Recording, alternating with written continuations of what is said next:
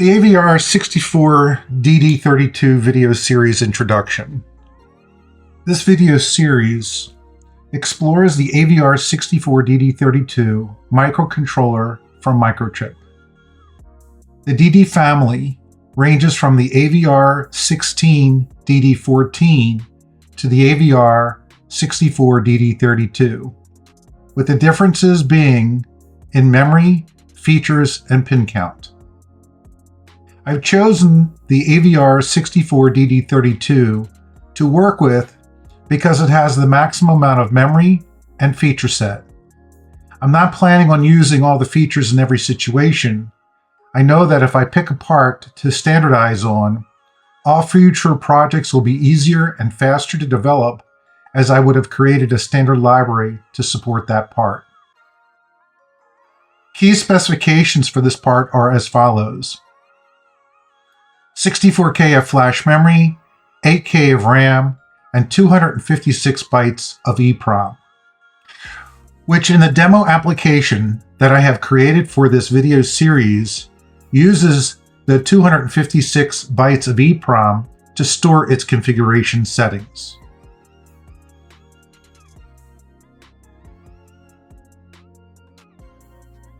One of the nice features about the AVR64DD32 is that it has a built-in power on reset circuit, which is really nice because it handles all the internal sequencing that is needed to bring up all the different hardware sections.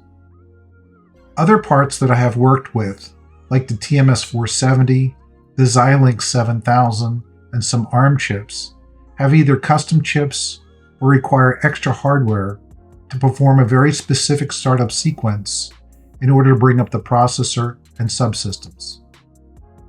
Typically, it's the core first, followed by the peripherals. Another nice feature is that this part does not require any external crystals for the processor or real-time clock. While it's supported, you do have to give up I/O pins to have that option. This microprocessor has an internal PLL, which can generate from 1 MHz to 24 MHz to drive the processor. The real-time clock internal clock generator can generate the 32.768 kHz clock. The other thing that's very interesting is that it has what's called a single-pin UPDI debug interface, which is really nice because it's a single wire. The Atmel ICE still needs power and ground as a reference, but the single wire interface allows you to program and debug the device, including setting one hardware breakpoint and up to 128 software breakpoints. As you can see from this datasheet, there are a number of peripherals supported by this device, from timers to SPI communications interface, all in hardware, and we'll cover more on those in a few moments. What I want to do first is to review the block diagram. The AVR64DD32 block diagram overview. Here's the block diagram of the AVR64DD32. This diagram represents the complete overview of all the systems, from the CPU to memory to peripherals to clock generation, and then all the internal systems that connect it all together. While at first glance it might appear straightforward, a detailed exploration reveals it's quite complex. This will be a brief overview. On the left-hand side of the block diagram represents the different peripherals, or what I termed subsystems. And green are the analog systems,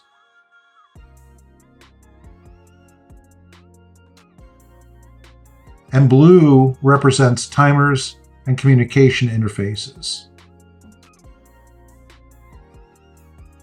For now, let's look at the digital to analog converter, the DAC. I picked this system for two reasons. One, because it's a simple output system. And the second, there's actually an error on this diagram. Let's start off. VREF has a green line that connects to all the analog systems. This is because the VREF provides the reference voltage sources for each system. And here's a diagram of the reference voltages that are there.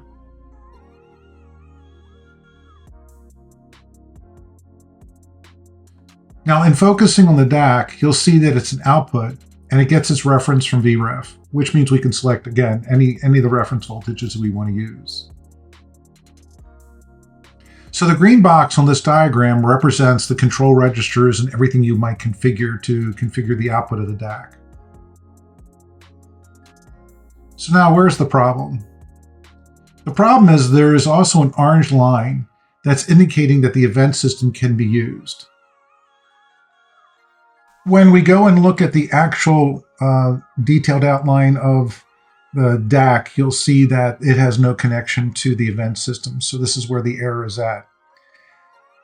While that's not 100% true, you can drive the DAC through events and timers to change its value. That's not what this particular line is indicating.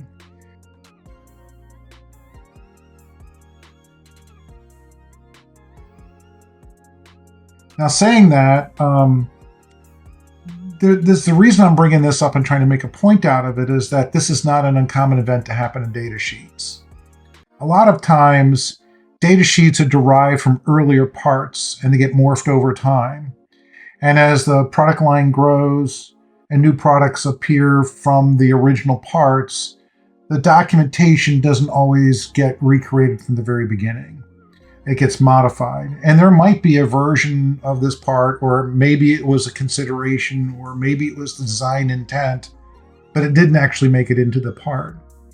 So while this is a very complicated part, this is really something you need to be aware of when you're reading data sheets, that not everything is accurate. And sometimes what you will find from a manufacturer is they'll have an errata. So whenever I work with a new part, I search for all the erratas. And as I've worked with the part longer and longer, and I run into issues, I constantly go back to see if there's an errata that was published that will tell you the differences or the things that they have reported as issues.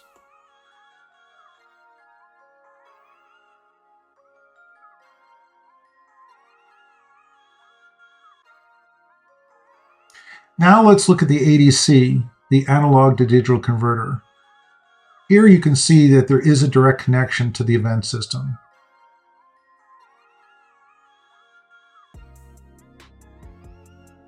My intent of reviewing this block diagram was twofold. One is to show you how the overall system is architected, and the second was to make you aware that you need to verify what you see.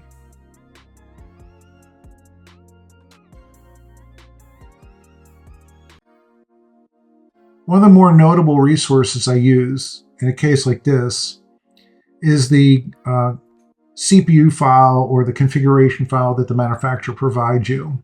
In this case, it's called the IO AVR64DD32.h. This header file is where everything is truly laid out. And we'll look at this and the other tools later when we do a code review of the demo code that I had wrote.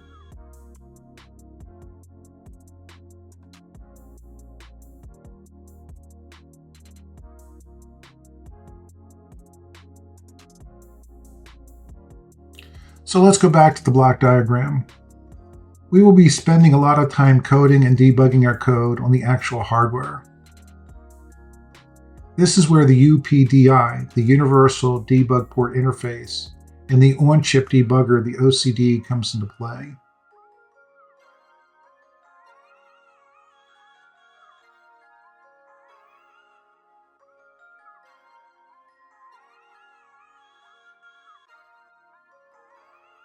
This CPU uses memory-mapped I/O to communicate with all the peripherals or subsystems. As you can see, the subsystems are mapped to a memory location. This allows for bidirectional communications between the CPU and the subsystem. Why is this important? This is so you can be able to read and write the particular registers, or in this case, the memory location. This will be very helpful during our debug process. A moment ago, I mentioned that I also use the IO AVR64DD32.h header file. Here's what the header file looks like. What we're looking at is line 2579 of this particular version of the header file. And I've highlighted VREF. And as you can see, the voltage reference is at 0x00B0 address. So that's where the memory map location of that particular base of the register is at. So now here's a picture of the register summary.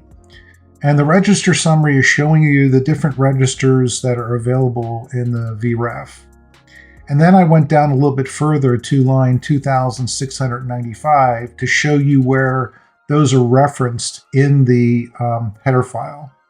And you'll notice that the very first one, which is the ADC reference, is at location 00B0, and the DAC is located at 00B2, and so on.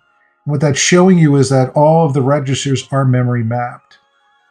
But if we go back to the first header file, you'll see that there is a gap between B0 and C0, which is the multi-voltage I/O, which means that not every address is utilized in the memory map. There'll be holes in it. I hope you can see the design pattern I'm trying to show.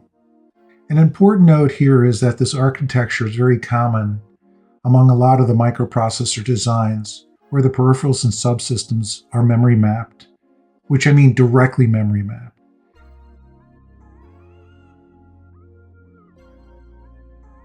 In the past, we would use devices, going back to the 6502 project, there was a chip called the 6520, which is a peripheral interface adapter. While that was mapped to a memory address, in order to talk to the part, you would have to write to its internal registers and then control the external device using the internal registers to read and write the individual peripheral information in order to obtain what it was connected to. It sounds very complicated, and it really wasn't, but it was very time-consuming from a CPU standpoint. What the analogy I'm trying to show you here is that the new microprocessor designs, where everything's inclusive on one chip, allows you to quickly read and write the information, which makes all the data move a lot faster. Multiplexing. Multiplexing is a technique where a pin can have multiple functions depending on how it's configured. For instance, in a microcontroller like the AVR64DD32, certain pins can handle different roles. Take the analog to digital converter as an example. It can operate on multiple pins such as PA2, PA3, PA4. In addition, in the case of the ADC, you may have many channels that can be used at the same time to monitor multiple inputs. On the other hand, pins like PA7 have more potential options, but in reality, certain functions are limited to this single pin. As an example, you have clock out and ZC out, which are unique to this pin only. This leaves you no choice but to configure this pin accordingly.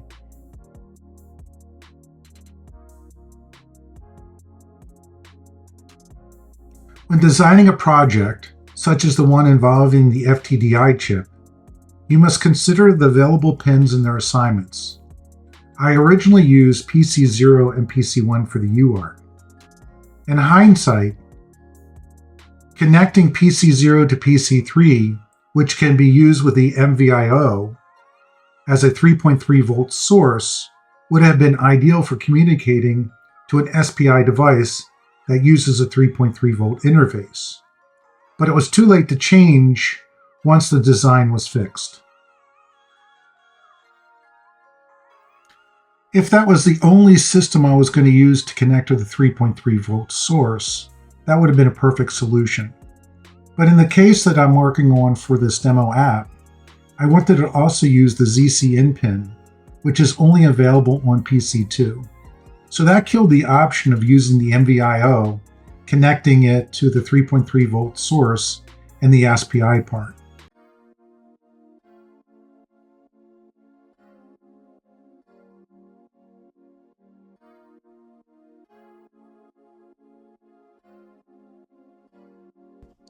Reflecting back on this, it's critical to map out the features at the start of the project. Understanding each component, how it interacts with the available pins, will guide you to a more informed layout. An example, UART0 could have been set on pins from PA0 to PA7, and UART1 could have been set on PD6 and PD7. Planning this early would have allowed for more flexibility. From experience working on the project with multiple boards, like the 6502 project, one of the design goals was to incorporate a standard CPU interface using PA0 through PA7 for data, PD1 through PD3 were used for communications, and PF6 was used for reset. The design goal really dictated the available pins for the balance of the design. In the case of the demo software, the design goals were also preset, as I'd always planned on using the FTDI demo board. Therefore, PC0 and PC1 were already connected to UART1, and the balance of the pins were connected to the test points.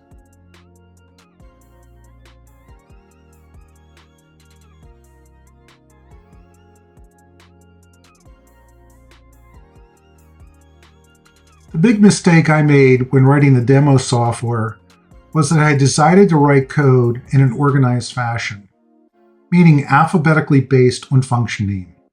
As you guessed it, I started with the ADC, which is connected to a lot of pins. In hindsight, this was not the smartest move. Why? Because every system I programmed later, I would need to reevaluate the pins I used for the ADC, which conflicted with the pins I needed for the next subsystem. I was also so focused on the subsystem that I was working on at the time that I failed to look forward to make sure that the next set of pins was available. This wasted a lot of time. So how could I have handled this better? I created a spreadsheet with a list of pins that are available for the AVR64DD32 part. In the next column, I listed the locations on the FTDI board where I could connect a wire to. I then searched the multiplexing chart for limited use pins and filled those in next. As I worked through the list, I was able to assign every pin, which allowed me to complete the demo software. The Atmel ICE. In order to program and debug the AVR64DD32, we're going to need a debugging tool. Microchip makes a product called the Atmel ICE. Since this is the only tool I've ever used, I'm not sure if there are any third-party tools like there are with other processors.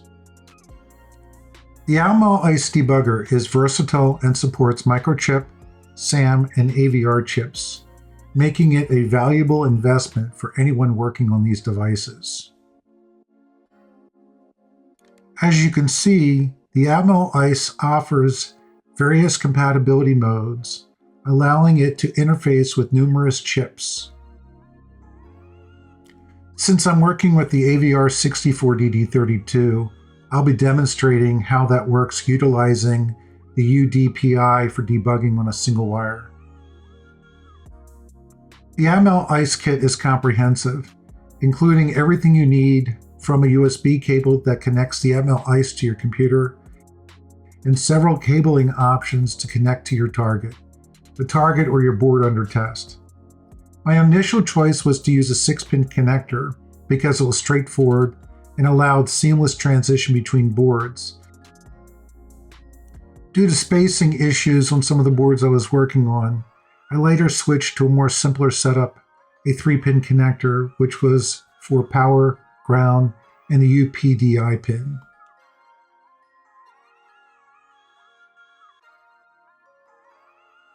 The AVR64DD32 features an on-chip debugger that connects directly through the UPDI pin.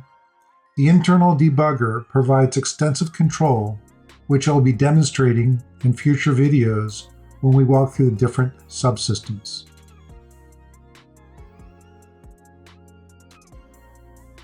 The Atmel ICE is supported by both MPLAB and Microchip Studio. Pictured here is a serial number. This serial number is on the back of the Atmel ICE device.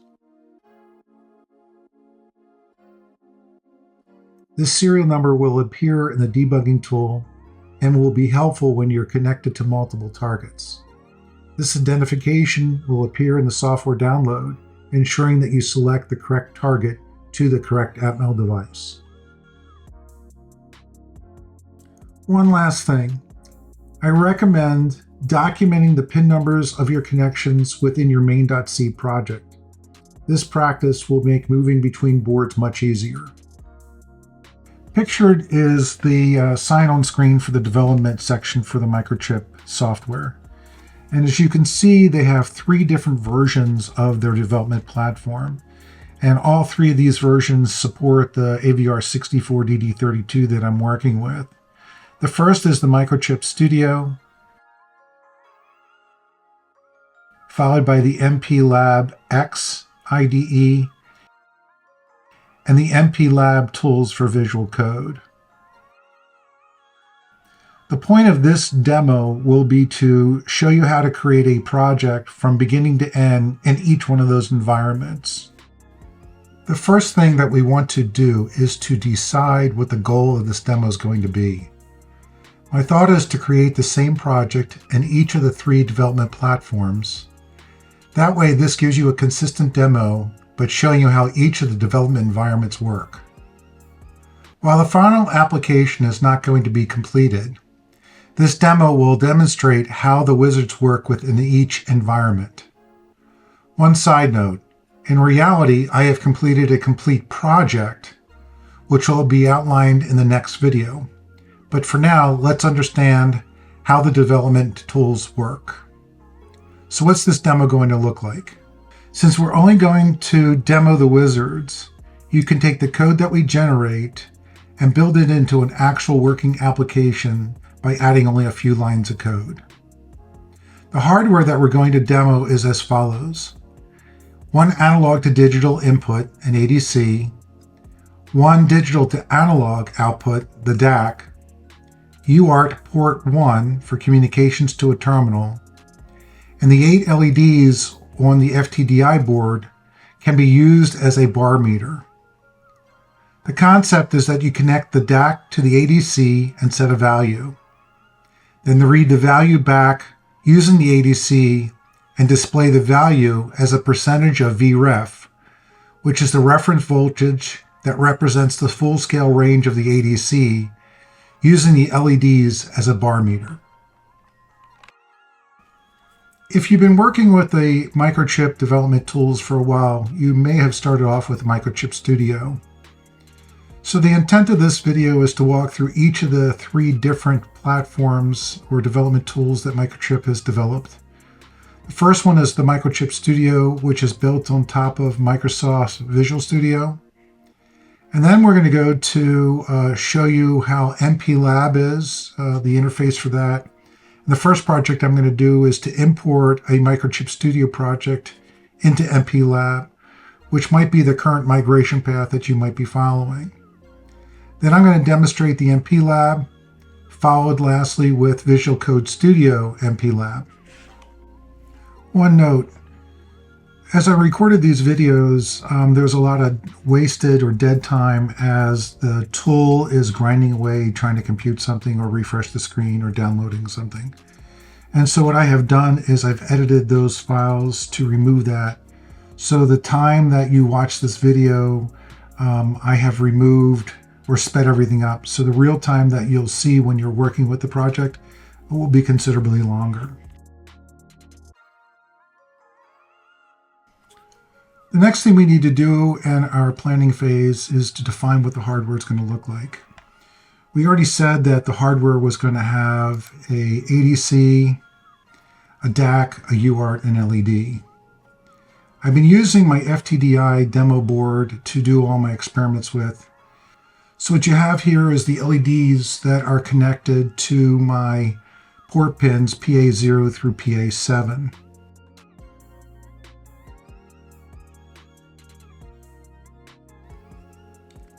Next, I'm going to show you the connection for the UART. In the UART, I have already connected to PC0 and PC1.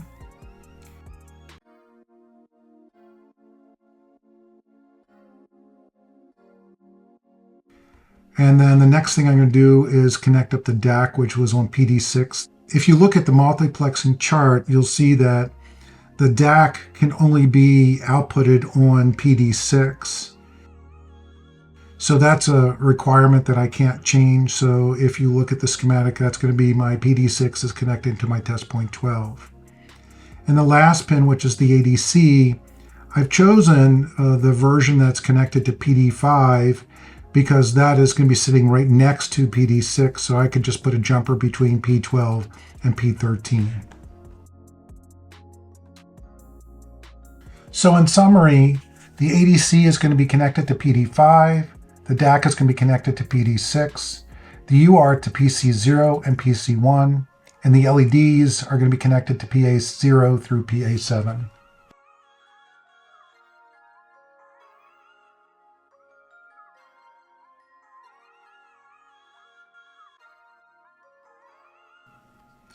So now we're going to launch a Microchip Studio.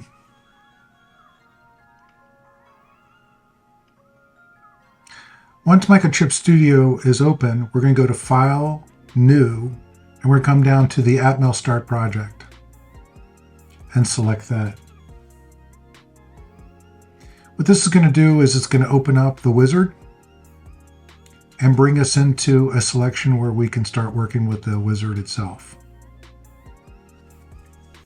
Now you'll notice on the screen there is a selection for us to be able to select parts. So what I'm going to do is start typing in the AVR64DD, and you'll notice that the part is not supported by this version. So what I'm going to do is back up one, and then you'll see that there is the AVR64DD32, which I'm going to select at this point.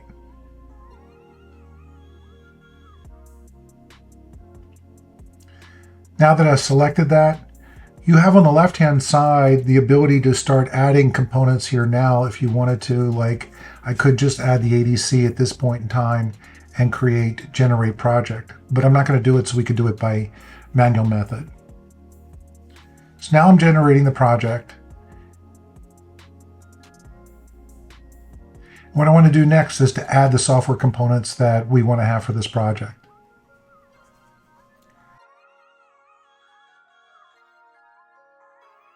So that's going to bring up a menu box, and inside there I'm going to start typing in ADC, and that's going to show me a list of the ADC components that are available. So then what I'm going to do is come down and hit the plus button, and that will add it to the bottom of the list. So next I'm going to go back up to the top, and I'm going to start typing in DAC for the component. Again, I've added it. Now it's added to the bottom of the selection.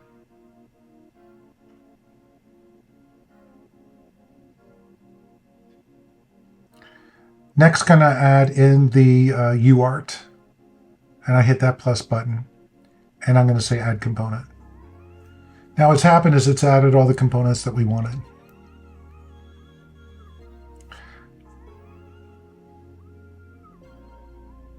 So as you see, I've now clicked on the clock control.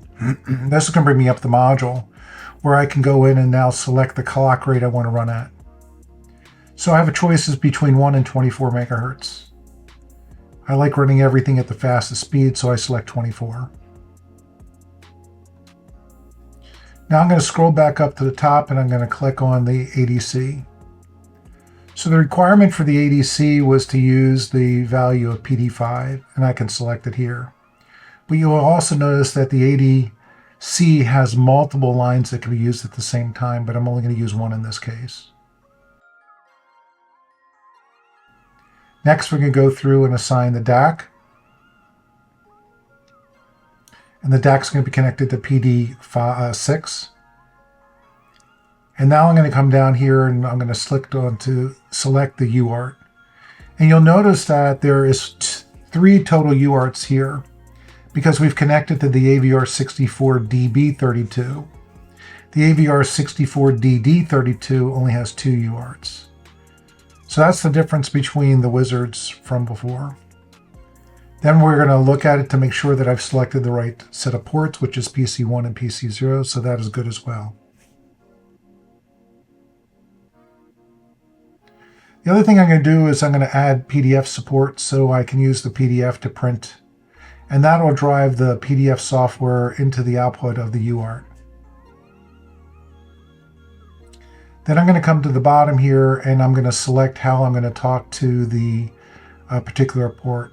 So I have the ability to change parity, stop bit, character size, and in this case I'm going to update the baud rate to 115.2.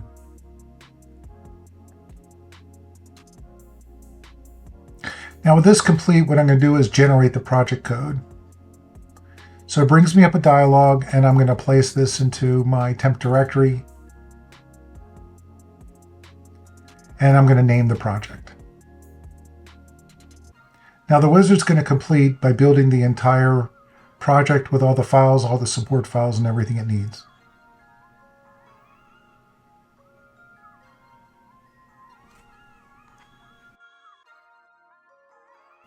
So as you can see, all the files are generated for us automatically. The next thing I'm going to do is I'm going to add the standard I/O so I can include my printf statement so we can see that the code will work once it's compiled out through a terminal. So now I select the button to build the project, and you'll see that it builds the entire project from the beginning to the end. And it does this with no errors. The only problem we have is that it's connected to a different device. So I'm going to go into Properties, and I'm going to go into the tools and select the ICE that I have, the Atmel ICE. And now I'm going to go in and I'm going to change the part to the part I am really using, which is the AVR64DD32. So now that I've selected that part, the Microchip Studio is going to then reconfigure the part for that. And when I go to compile it, you're going to see I have an error. So it says that that particular frequency is not any good. So what I did was I selected the part, the variable next to it, and I was able to jump into the header file.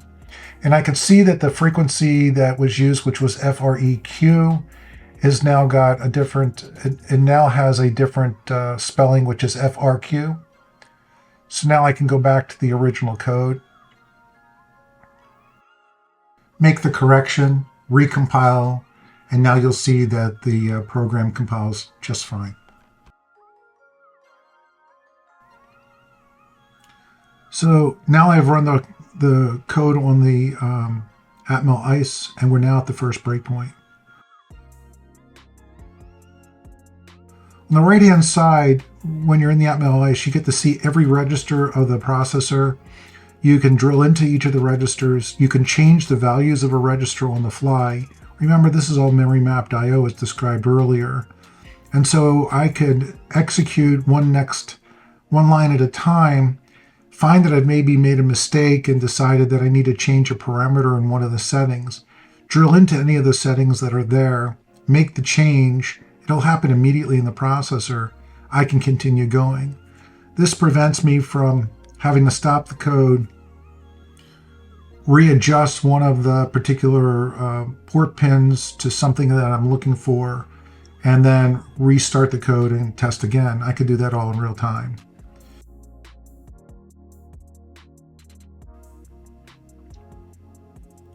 So now the big thing is that I did all that and I forgot to add a component. Well, how do I go back and reconfigure the project again? So that's really nice too. So I'm going to go back and open up the project. Once the project's loaded, I come up to the project menu and say reconfigure project. Now this will take me back into the wizard. So the wizard's going to read the file that it created for the information that generated the project for the first time. It'll reload it all. Even though I did it in the AVR64DD32, it will reload it back to what the last one was last one I'm currently using, which is the AVR64DD32.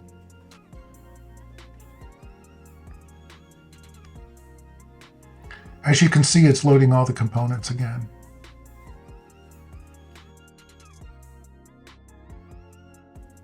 Now we can see that the pins I was originally designing in my configuration, which was PC0 and 1, PD5 and PD6, are highlighted, meaning those are the ones I correctly set up in the configuration.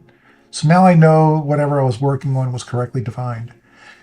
Even though this image says AVR64DB32, we really are compiling on the 64DD32.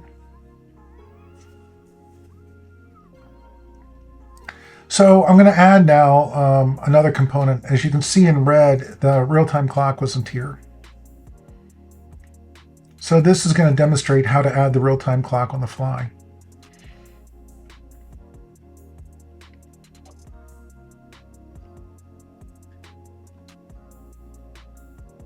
So now it's added the real-time clock. We can go in and see it's now been configured and that the wizard is taking care of all of the necessary changes it's going to need.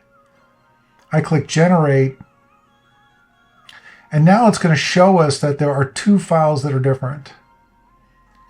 One is the main, and we can view that using a different program, and you can see that the only changes in main were the standard I/O and the printf. And now you can see that the other change that was made is for us when we change the clock information. Now, if I would have hit OK to continue, it would have updated the rest of the software with the new changes. And by unchecking those two checkboxes, the wizard would not have replaced my files. If they were checked, the wizard would have replaced my files and I would have had to recode that. Well, this completes the walkthrough of the wizard for the Microchip Studio product. The purpose of this demo is to show you how to import a Microchip Studio project into MPLAB. Now, I've worked a lot with the Microchip Studio, so I have a lot of projects that I want to import or migrate to. Here I'm starting MPLAB. One of the things that I didn't like about MPLAB that slowed my transition to it is the fact that it takes a very long time to load. One of the things it does while it is loading is it goes to see if there's new updates. But the entire environment was very slow. Saying that, after working with the MPLAB for a while, I actually like it better than Microchip Studio. So now what we want to do is to open up File, Import, and select Atmel Studio project. And what this is going to do is it's going to bring up a dialog box for us to start to select where the project is. So I'm going to navigate here to pick up the C project file, not the solution file. MPLAB does not understand what a solution file is. So I found the original file and I select it. And I'm going to open it up. The next thing it's going to want me to do is to select the debugging tool. I use the Atmel ICE. Here's my serial number, and I select it. Now continue.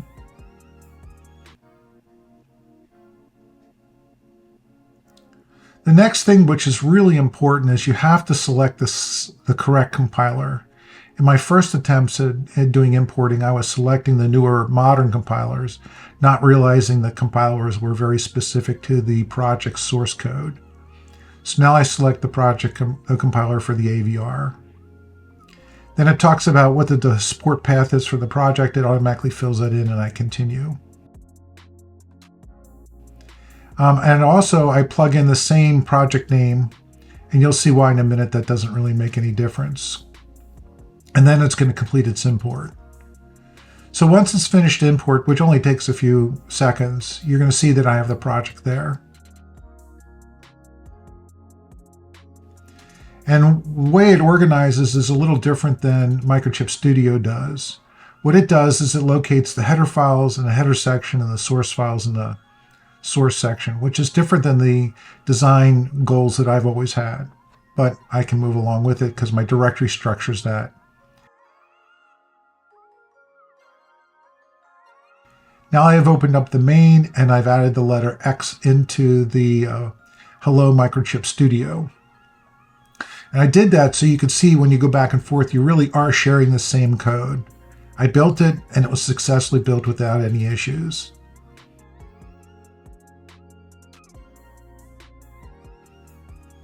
Now what I've told it to do is to go debug it, and you'll see that it loads it, all the symbols, and the load was complete. So now you've seen from the beginning to the end, I can start debugging here, and I can continue working that everything was properly imported. Now, looking at the directory, you'll see that there's a new folder called the name of my project.x. So what you see is a directory, and inside that directory is where all of the project files related to MP Labs live. All my source code is still in the same original places, so that was not disturbed. So the import function is really nice because it creates its own environment, its own area, and does not disturb the original. So I can go back into Microchip Studio and edit and debug just like I would, and then go again into MP Labs and continue the same process without seeing any effect from the import. And this completes the import demo.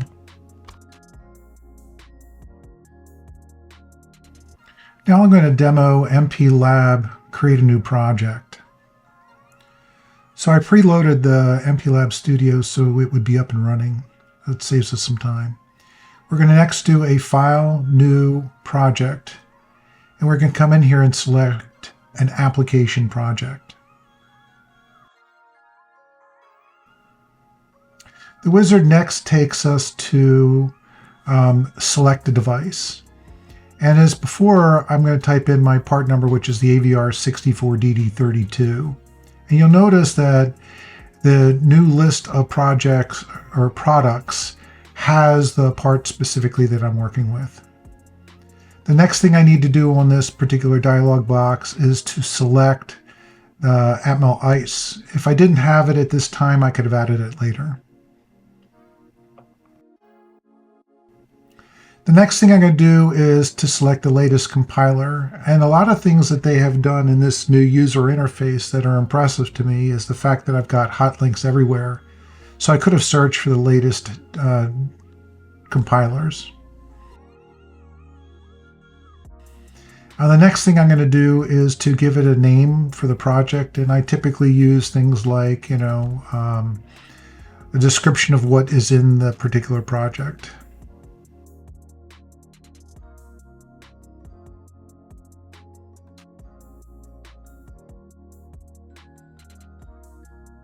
This does take a lot of time to load all of the module it needs to bring you into the wizard. But once the wizard is up, you'll see that the interface looks very similar to the same one I demonstrated in the Microchip Studio. So what we're going to do, just like we did in the Microchip Studio, is we're going to go and add a component. You'll see that there's a UART1 initializer code, which is not what I want. I want the low-level driver. So what I'm doing is searching to see if I can't find that driver, and I found it, and I'm going to add that.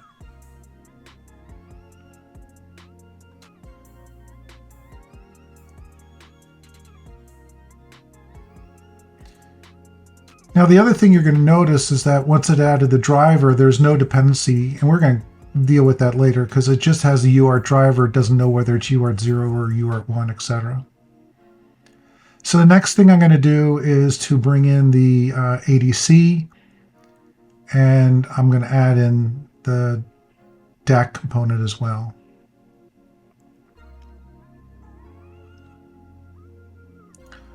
So just like the other project where I had selected the different settings, and the first thing I'm going to do is go into the clock control, and I'm going to select so I can run at 24 megahertz. I click on the drop down and you'll notice that the 24 megahertz is in there. Next, I'm going to go to the DAC. I'm going to enable its output, and I'm going to go to ADC, and I'm going to select the pin that I'm looking for, which was the AIN5. Also, you'll notice I had the ability here to select whether it was 10-bit and 12-bit. Next, I'm going to go into the UART, and you'll notice that there's a big difference in this one. Since I selected the correct part, the AVR64DD32, I only have 2 options. On the Microchip Solutions project, I had 3 because I had to select the I had to select the AVR64DB project. So now that I've done that, just like I did before, I'm going to select the baud rate to 115.2, and I'm going to enable the printf output.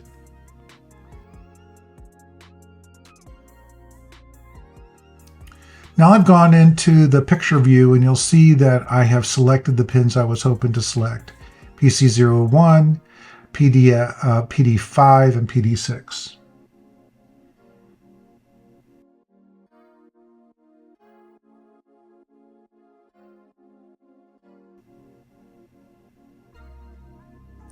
So now I'm going to click the Generate button, and this is going to go through and generate all the different code modules it needs and builds the project directories.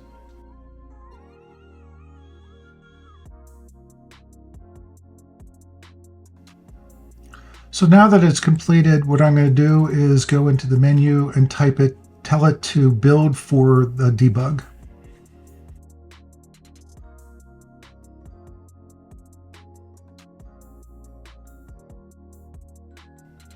And as you can see in the window, the debug is going to start building all the projects, and it was noted as being successful, and it's loaded the symbol files and everything is complete about it.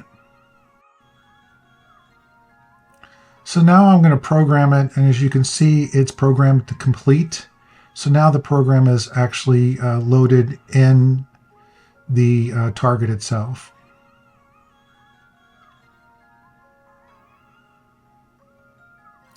And you can see now the amount of resources. This is one of the features I really like about this particular environment, is that it tracks the data and the program size for you and how much of that you're actually using.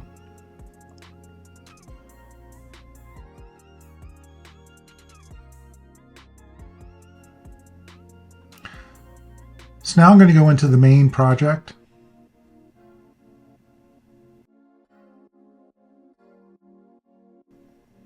Now I'm going to add a printf statement so that we have something that we can print to test with.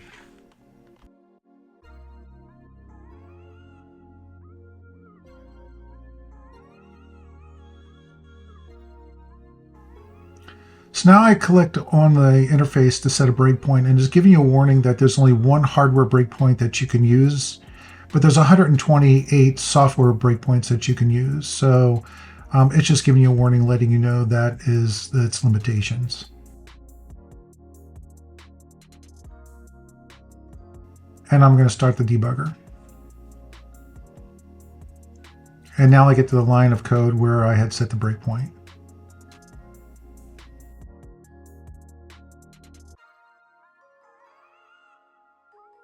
This completes the MP-Lab Create the New Project demo.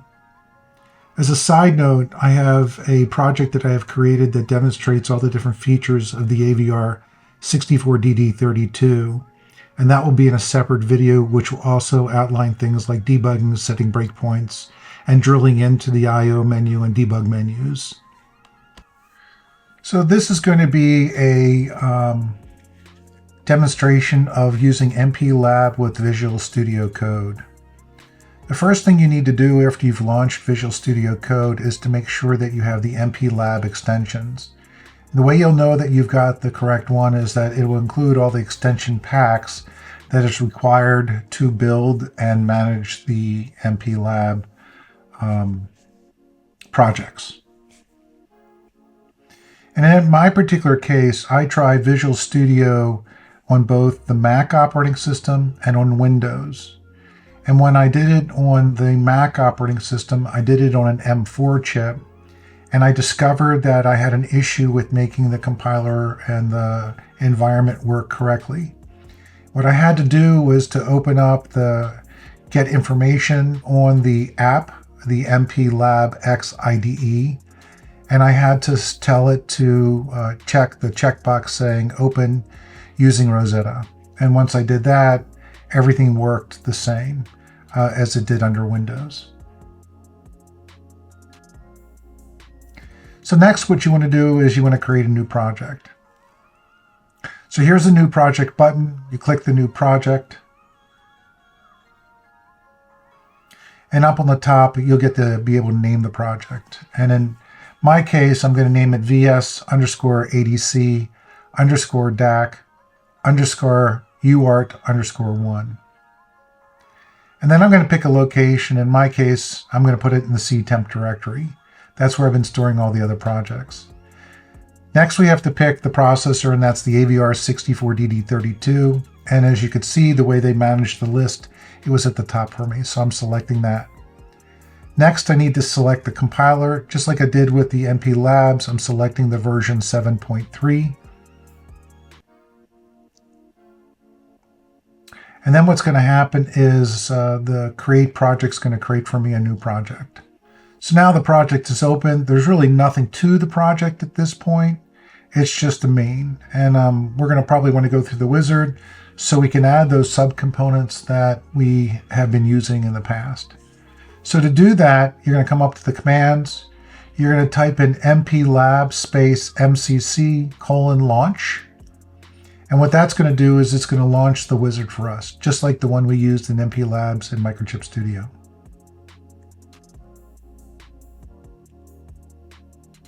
So the next thing it's going to ask us to do is to create a new MCC, and that's because there wasn't one already created.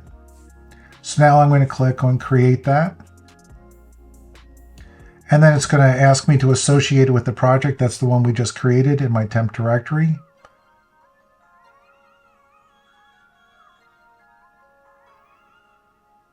And then next, it's going to want to give it a name. It's going to use either the default name. In my case, I decided I wanted to change the name to something different. So I'm going to use the more options. The default name would have been my space MCC space configure. I'm going to change it to VS_MCC_config. And I'm going to put that in the default location. Now this part is going to take some time. It's going to load the MCC. And it takes a minute or so to do that. And when it's done, you'll see the standard interface. Here you see that you can see all the different modules that was loading. And once those were loaded, then you do see the interface. So just like I did in the MP Labs, what we're going to do is add the extra components that I want. So I'm going to click Add Component. I'm going to start by typing in the name for the UART.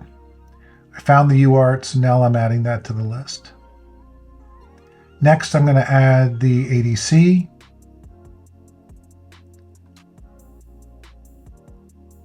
Followed by the DAC. Now that these are all loaded, let's go back and do what we did for the normal configuration. So I want to run it at 24 megahertz, so I click on Clock Control. I go to the drop-down box and I select 24 megahertz. Next, I'm going to configure and select which UART I'm going to use, which is UART1, and I'm going to program that to 115.2.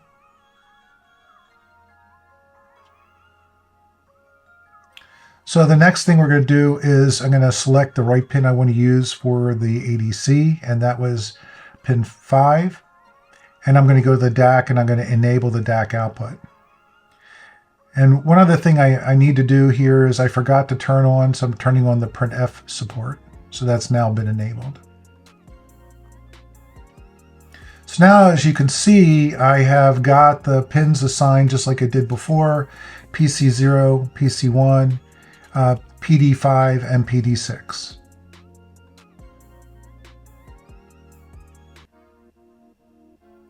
The next step is to actually generate all the code. So I'm going to click the Generate button, and that's going to generate all the code that is needed for this project, for the elements that we had selected.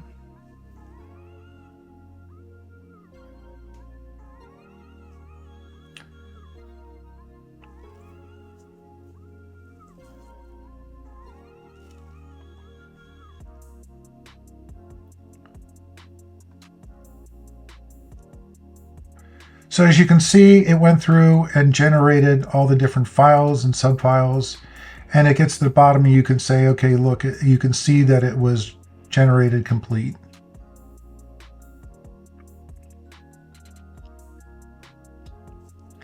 So this is not a complete project. There's still some things that are missing that we're going to need to go and add.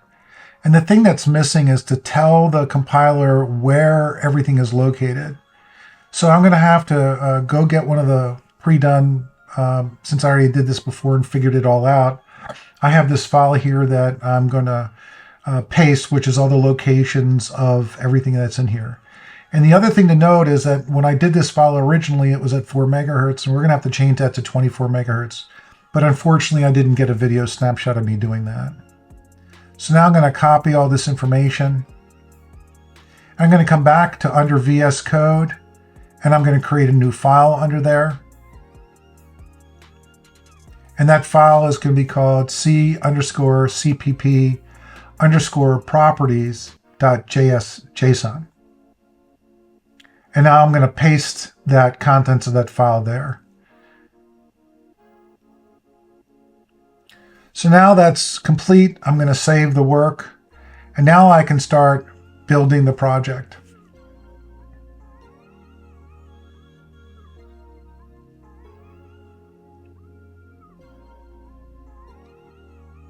So to do that, again, I'm going to come up to the command interface, and this time I'm going to select mplab cmake:build. Now, as you can see, the compiler is compiling. And if you look at the very bottom, you're going to see that the compiler was complete.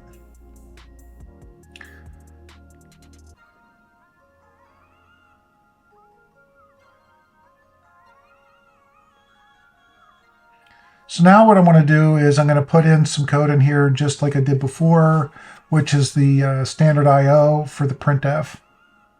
So I can print some sort of test message out so I can see that the code's working.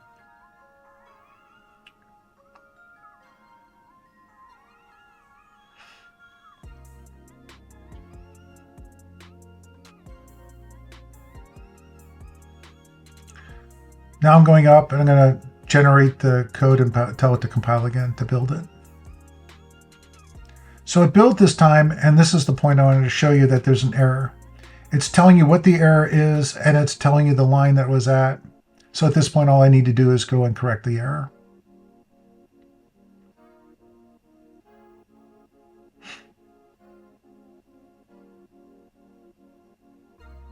Go ahead and build again. And this time it builds successful with no problems. So now I'm going to run and debug it. And since we've never configured this before, I'm using the mplab debugger. And it's going to figure out that we didn't have, or we haven't selected the atmel ICE. And so it brings up a request. How do you want to deal with this? Do you want to deal with select the atmel ICE or the simulator? And this time I'm going to select the atmel ICE. Where in the prior version, when we did the mplab application itself, it asked for what the tool was in the beginning of the process. And this is for once you try to use the process.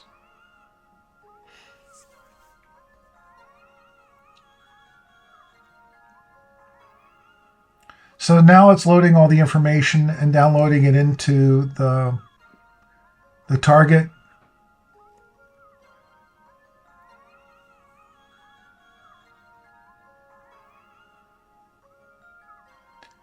Now you can see that the build was successful.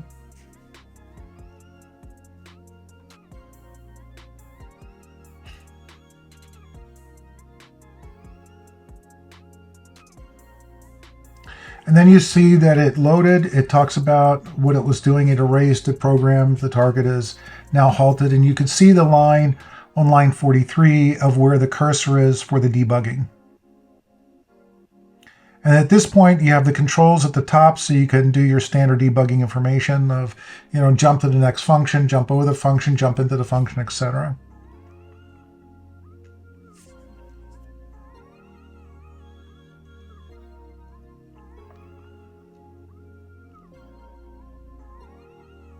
So that's pretty straightforward. This completes the MPLAB Visual Code demo that I was putting together. And so at this point, you can go and modify the code and continue programming as you so desire. This completes the demonstration of all three of the applications that you can use to build an a Microchip Studio project. From Microchip Studio to MP Labs to Visual Studio Code with MP Labs in it. The next video in this series is going to be about the demo application that I created in order to demonstrate all the different functionalities of the AVR64DD32.